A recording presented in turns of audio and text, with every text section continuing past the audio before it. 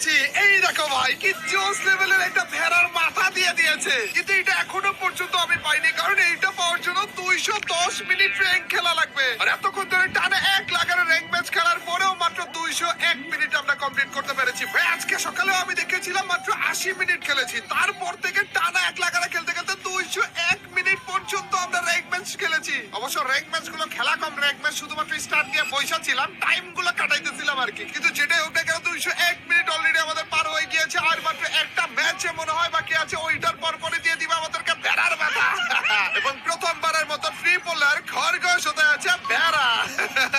তো চলো আর একটা ম্যাচ আমরা শুরু করে ফেলি, 210 মিনিট কমপ্লিট করে ফেলে এবং তারপরে ভেড়ার মাথা দিয়ে একটা অ্যাগ্রেসিভ গেম প্লেও খেলে ফেলি। ম্যাচ আমাদের শুরু হয়ে গিয়েছে। মাত্র 10 মিনিটের মতো যেভাবে হোক না কেন আমাদের সার্ভাইভ করা লাগবে, মানে 10 মিনিট পার করা লাগবে। এই ম্যাচের ভিতরে আমাদের কমপ্লিট করা লাগবে 210 মিনিট এবং তারপর পরে আমাদের ভেড়ার মাথাটা দিয়ে দিবে। ভাই এই মেজের ভিতরে মনে গণহারে নামছে এনিমিগুলো, তো তোমরা মেজের ভিতরে থাকো, আমার বেঁচে থাকা নিয়ে কথা। কোন রকম ভাবে বেঁচে থাকতে পারলেই হইলো, তাই না? কেন খেলা লাগবে কেন, আমার বাঁচা লাগবে ভাই। এবং ক্যাম্পিং সব থেকে বেস্ট কোন জায়গাতে করা যায় জানো? এই যে মনে করে ইটার উপরে উঠলাম, তারপরে যে ইটার উপরে উঠলাম, তারপরে যে এই যে ঘুম দিব, কেটা মারতেছিল রে, তারপরে যে এই যে ঘুম দিলাম, এইখানে বসে বসে যে ঘুমটা দিলাম না, আর উঠা উঠির কোনো নাম হবে না। এভাবে করে করে কাটিয়ে দিব আমরা 10টা মিনিট।